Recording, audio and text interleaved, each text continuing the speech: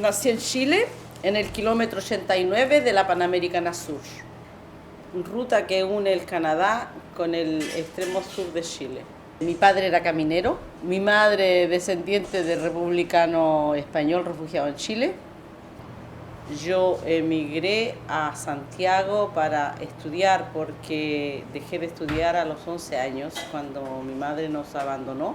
Empecé a tener un mejor vivir porque ganaba, trabajaba bastante. Al mismo tiempo yo estudiaba de noche. En la época de Frei se pusieron muy malas las cosas porque Frei hacía perseguir a la juventud con los tiras, que eran los agentes de investigaciones. Yo tuve un problema más o menos grave dentro del grupo político donde estaba porque estaban cayendo todos a comienzos de 1970.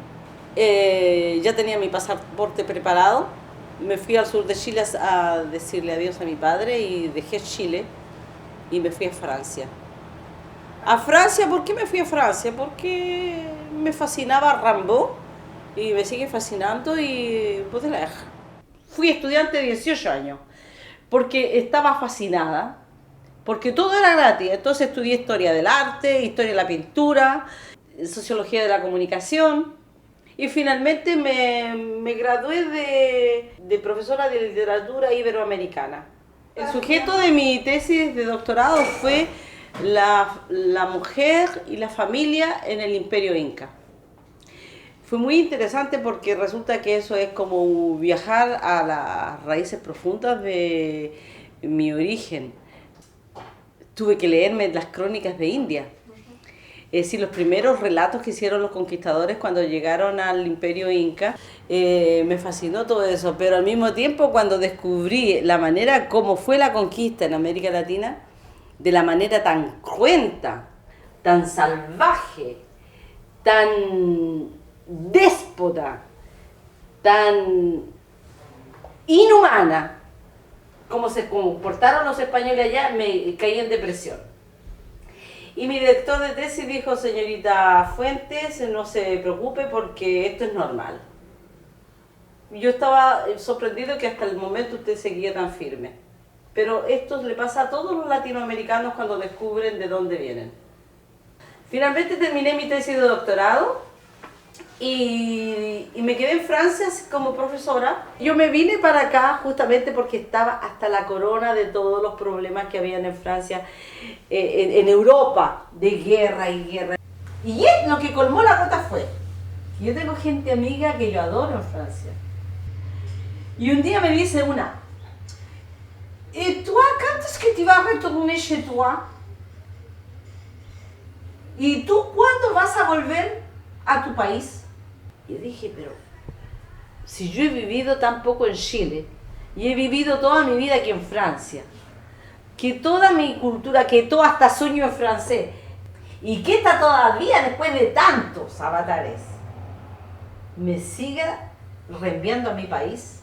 Me sentía francesa yo, pero a mí me hacían sentir que no lo era, que era extranjera. Aquí sí que me siento bien. Me encanta Estados Unidos, me encanta Nueva York, me fascina esta ciudad.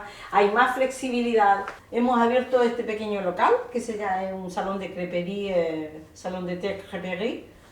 Y bueno, en un barrio que es más o menos de vanguardia, es el East Side, el Village East Side.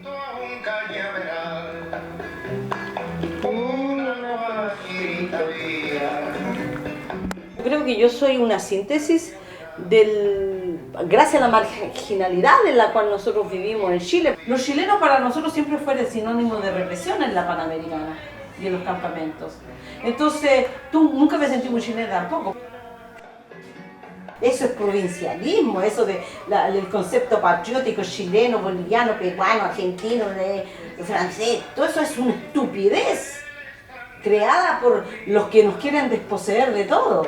Te empiezan por poner un límite aquí, después te ponen un límite en la conciencia. No soy de ninguna parte.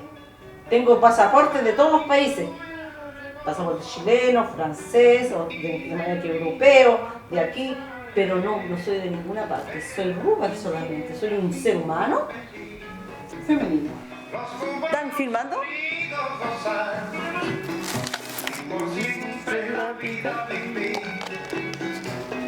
Vivir la vida. Yo aquí, solita, me distraigo, oye, con esta música. Cualquiera, pasto muerto. Quisiera feliz.